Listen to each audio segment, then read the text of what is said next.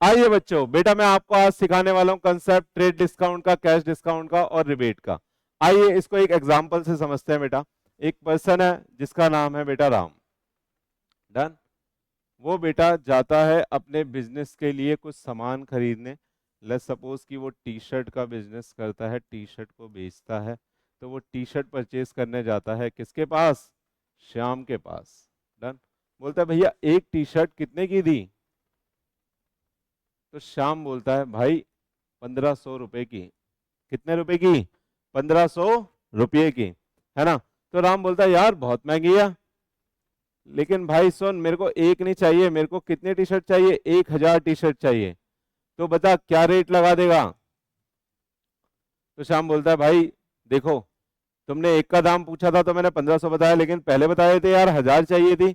तो मैं तो आपको 1000 रुपए की एक लगा दूंगा, क्योंकि भाई तुम मुझसे कैसे खरीद रहे हो ये? बल्क में। वरना मेरे को 1500 में अगर बेचनी थी तो मेरे को एक एक कस्टमर बेटा ढूंढना पड़ता था। अब आप 1000 एक साथ ले आ रहे हो तो भाई मैं तुम्हारे लिए कितने की लगा दूंगा?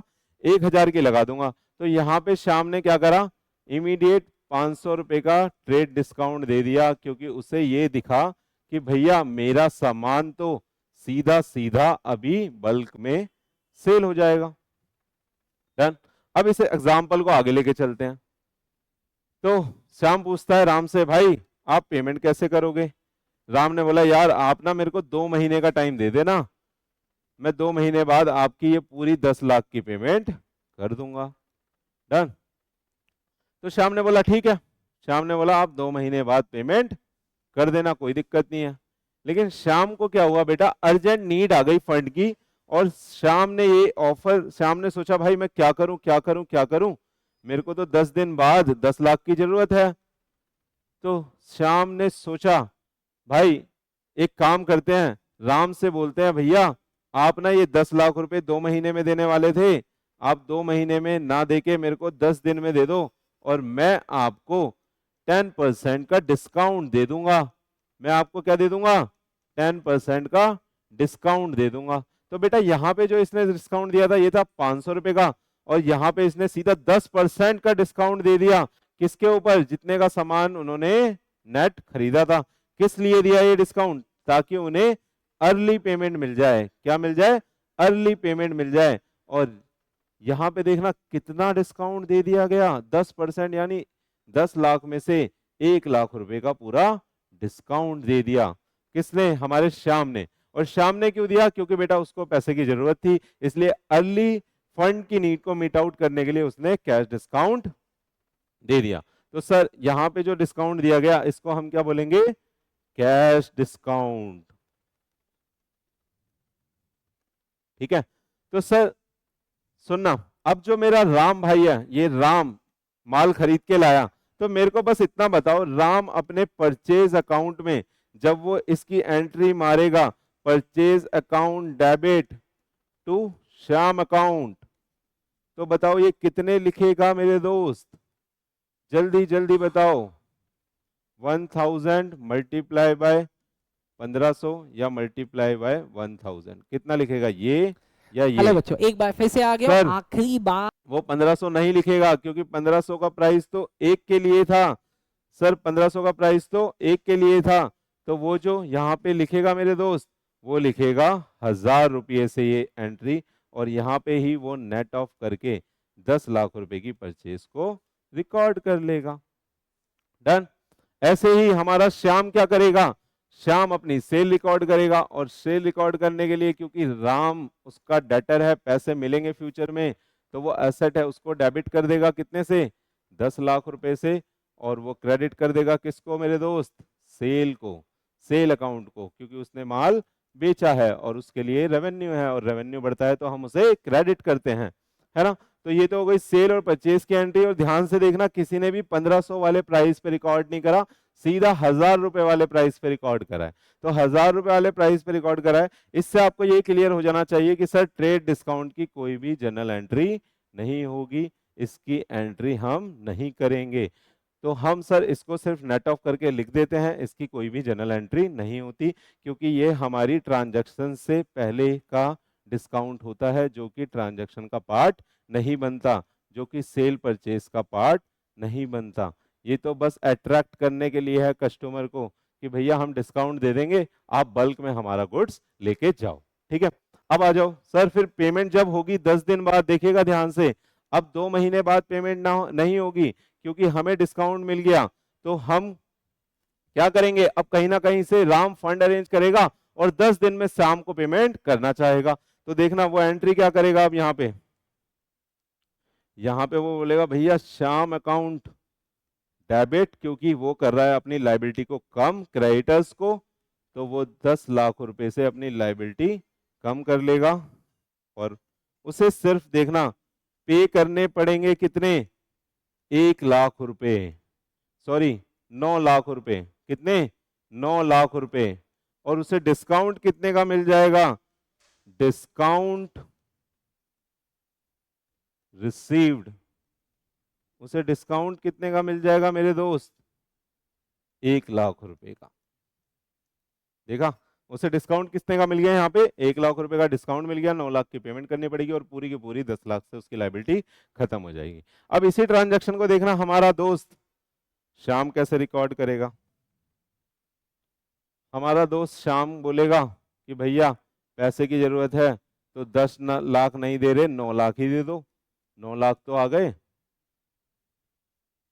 9 लाख उसके पास आ गए, 1 लाख का वो दे देगा डिस्काउंट आपको, तो वो एक नया अकाउंट खोलेगा जिसको बोलते हैं डिस्काउंट अलाउड, जो कि उसके लिए है खर्चा, तो वो खर्चे में 1 लाख रुपए रिकॉर्ड कर लेगा और 2 में चला जाएगा हमारा राम यानी कि डेटर्स, तो डेटर से उसकी लाइबिलिटी हो जाएगी खत्म। डन। तो सर आपको ये समझ में आ गया कि सर कैश डिस्काउंट की एंट्री यानी रिकॉर्डिंग होगी, लेकिन ट्रेड डिस्काउंट की रिकॉर्डिंग नहीं होगी। ये कैश डिस्काउंट है। सर इसी के साथ जुड़ा हुआ कंसेप्ट है रिबेट। सर रिबेट का मैं आगे का सीन बता देता हूं। मान लेते हैं कि इस ट्रांजैक्शन में मैंने सामान खरीदा होता, यानी कि यही जींस खरीदी होती है, टी शर्ट खरीदी होती है और ये टी शर्ट थोड़ी डैमेज निकल जाती, तो मैं श्याम को क्या बोलता, भाई तूने मेरे को 10 लाख का माल दिया है और वो थोड़ा खराब निकला है, तो भाई मैं तो तेरा सारा माल वापस कर दूंगा। लेकिन श्याम क्या बोलेगा, कर दो। श्याम कभी चाहेगा कि उसका माल वापस हो जाए?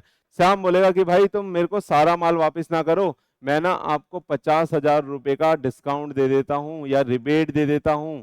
ठीक है, इसे डिस्काउंट ना बोल के हम क्या बोलेंगे, रिबेट बोलेंगे।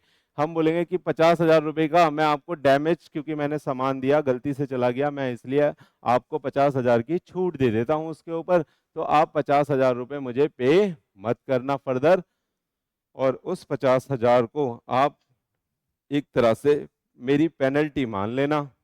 तो देख रहा, अब रिबेट की एंट्री कैसे होगी, रिबेट बेटा, रिबेट का स्पेशल अकाउंट खुलेगा और जिसको मिलेगी उसके लिए देखना वो क्रेडिटर को उतने से कम कर देगा, यानी कि राम को मिली है तो वो श्याम की उधारी उतने से और कम कर देगा। बेटा ये अलग पढ़ा रहा हूं इससे, फॉर एग्जांपल ज्यादा की आउटस्टैंडिंग होती तो 50,000 से यहाँ पे उसकी ये उधारी खत्म हो जाती और ये यहाँ लिख देता to rebate received.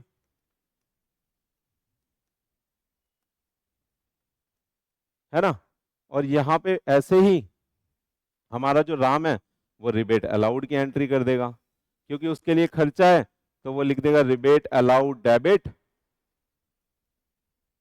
To Ram 50,000 से और 50,000 से।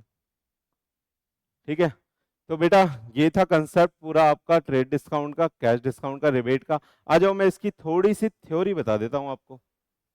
ये देखना सर, ये किस लिए दिया जाता है ट्रेड डिस्काउंट, क्योंकि सर हम लार्ज क्वांटिटी में अपने माल को बेच पाए इसलिए। सर कैश डिस्काउंट किस लिए दिया जाता है, ताकि मेरे को अर्ली पेमेंट मिल जाए, जल्दी जल्दी मैं उसको बोलता हूं भैया तुम पैसे थोड़े कम दे देना लेकिन जल्दी दे दो, मेरे को जरूरत है। और सर रिबेट किस लिए दी जाती है, other reason other than trade discount, like अगर डिफेक्टिव गुड्स चला गया तो। ठीक है, और ये सिर्फ हम कैश में लेंगे। आगे आ जाओ सर, डिस्काउंट किसके लिए होता है, सर ये कैश और क्रेडिट दोनों ट्रांजैक्शन में आप ले सकते हो, यानी इसका उससे कोई मतलब नहीं है ट्रेड डिस्काउंट का कि आप कैश में खरीद रहे हो या क्रेडिट में खरीद रहे हो। लेकिन कैश डिस्काउंट बस कैश की पेमेंट के लिए, यानी कैश या बैंक से आप अर्ली पेमेंट करोगे तभी मिलेगा, उधार के केस में आपको कैश डिस्काउंट नहीं मिलेगा। अगर आप इमीडिएटली पे करेंगे तब आपको कैश डिस्काउंट मिल जाएगा, या वो कंडीशन दी होगी कि 20 दिन में, 10 दिन में। ठीक। रिबेट भी बेटा आपको कैश में दी जाती है, वो कैश में ही आपको रिबेट देनी पड़ेगी। सर इसकी कोई रिकॉर्डिंग नहीं होती, सर इसकी रिकॉर्डिंग आपको सेपरेटली करनी होती है, और इसकी भी रिकॉर्डिंग आपको सेपरेटली, अभी जैसे देखा आपने रिबेट अकाउंट खोला और डिस्काउंट अलाउड डिस्काउंट रिसिप्ट खोला, उसमें करनी होती है। सर इसको हम डिडक्ट करते हैं इनवॉइस से। आपने देखा कि हमने जो एंट्री है वो 1500 से ना डालकर एंट्री कितने से करी, 1000 से। तो सर इसको नेट ऑफ करके यानी डिडक्ट करके डाला जाता है इनवॉइस में। सर इसको डिडक्ट करके नहीं डाला जाता इनवॉइस में, क्योंकि ये आफ्टर सेल और परचेज के बाद होता है, यानी ये इनवॉइस के बाद वाली प्रोसेस है ना। वैसे ही रिबेट भी बेटा इनवॉइस में नहीं दी जाती, लेकिन अगर आप फ्यूचर में फाइनल अकाउंट बना रहे हैं या फाइनेंशियल स्टेटमेंट बना रहे हैं, तो उसमें जब आप ट्रेडिंग अकाउंट बनाएंगे, जब आप बड़े हो जाएंगे बेटा थोड़े से, है ना, तो वहां पे सेल परचेज में से इसको माइनस करके दिखाएंगे। ये आगे की बात है, आपको समझ में आ जाएगी। तो बेटा ये था कंसेप्ट ट्रेड डिस्काउंट का, कैश डिस्काउंट का और रिबेट का। आई होप आपको ये बहुत अच्छा लगा होगा। ऐसे सारे 11th के छोटे छोटे कंसेप्ट मैं आपके साथ शेयर करता रहूंगा। बहुत बहुत धन्यवाद।